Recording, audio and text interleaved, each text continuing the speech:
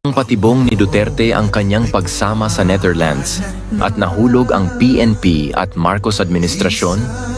Hindi lingid sa kaalaman ng marami na matagal nang matalas ang pananaw ni dating Pangulong Rodrigo Roque Duterte pagdating sa larangan ng politika at estratehiya.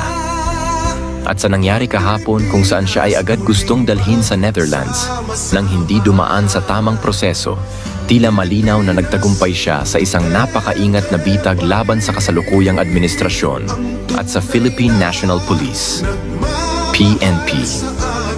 Ang paglabag sa Rome Statute at ang Poisonous Tree, isa sa pinakamahalagang aspeto ng batas sa International Criminal Court, ICC, ay ang pagsunod sa Article 59(3) ng Rome Statute na nagsasaad na ang sinumang inaresto ay may karapatan munang dumaan sa korte ng kanilang sariling bansa para sa interim release o pansamantalang paglaya habang inaayos ang proseso ng pagsuko.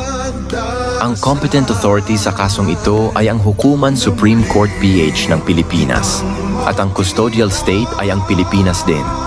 Ngunit ano ang nangyari? Isinakay sa eroplano si Duterte papunta sa Netherlands nang hindi man lang dumaan sa tamang proseso. Ito ay isang malinaw na paglabag sa batas ng ICC mismo. Ibig sabihin, anumang kasunod na hakbang mula sa paglilitis hanggang sa anumang hatol ay maituturing na fruits of a poisonous tree. Sa madaling salita, kung ang mismong pagkakaaresto ay may depekto, lahat ng ebidensyang susunod ay maaaring ibasura. Ang pakana ni Duterte. Bakit hinayaan niyang mangyari ito? Maraming nagtatanong, bakit hindi lumaban si Duterte? Bakit tila tanggap niya ang nangyari? Ang sagot ay makikita sa mismong mga salitang kanyang binitiwan. Naiintindihan ko mga yan dahil trabaho nila ito. This is why it has come to an end. Isang pahayag na puno ng kahulugan.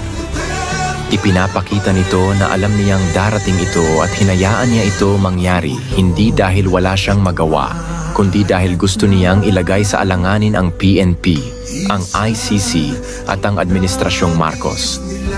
Ang mensahe ay malinaw. Ang PNP at ang gobyerno mismo ang lumabag sa due process, hindi siya. Sa ganitong paraan, hindi lang niya napakita ang kahinaan ng kasalukuyang administrasyon, kundi inilagay rin niya sa peligro ang mismong kaso laban sa kanya. Paano nahulog ang Marcos admin at PNP sa bitag? Una, pagsunod ng PNP ng walang due process. Sa halip na siguruhing dumaan sa Korte ng Pilipinas, agad nilang isinuko si Duterte sa ICC, isang hakbang na labag sa batas na kanilang sinusunod. Pangalawa, pagkawalang kibo ng administrasyon. Sa halip na ipagtanggol ang soberanya ng bansa at igiit ang tamang proseso, tila hinayaan lang ng gobyerno na mangyari ito na nagpapakita ng kanilang kahinaan sa pandaigdigang entablado. Pangatlo, pagtibay ng argumento na may bias ang ICC. Dahil sa hayagang paglabag sa Article 59(3), lumakas ang argumento na ang ICC ay hindi patas at ginagamit lamang laban sa mga pinunong hindi kaalyado ng kanluran. Ano ang posibleng mangyari ngayon? UN Security Council Intervention.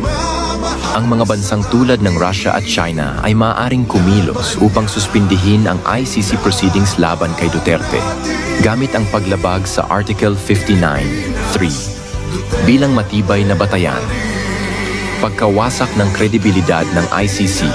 Kung ipagpipilitan ng ICC ang kaso laban kay Duterte, maaaring tuluyan itong mawalan ng kredibilidad, lalo na kung mapatunayan na ito ay naging isang kasangkapan lamang ng politika. Kawalan ng legal na basehan sa kaso. Dahil sa fruits of a poisonous tree doctrine, posibleng maibasura ang kaso laban kay Duterte na magbibigay sa kanya ng isang makasaysayang panalo kahit pa nasa Netherlands na siya. Isang matagumpay na estratehiya. Sa unang tingin, maaaring isipin ng iba na si Duterte ay talunan sa sitwasyong ito. Pero sa mas malalim na pagsusuri, lumalabas na siya ang tunay na nagwagi.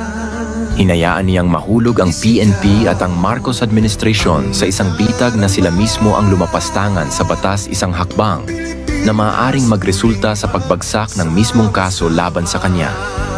Kung sakaling ito ang maging dahilan ng pagbagsak ng kredibilidad ng ICC, Masasabi nating nagtagumpay si Duterte sa pinakamalaking laban ng kanyang buhay, hindi sa pamamagitan ng dahas, kundi sa pamamagitan ng isang maingat at matalinong estratehiya. Good luck, Mr. President Bongbong Marcos and PNP Torre. Ang patibong ni Duterte ang kanyang pagsama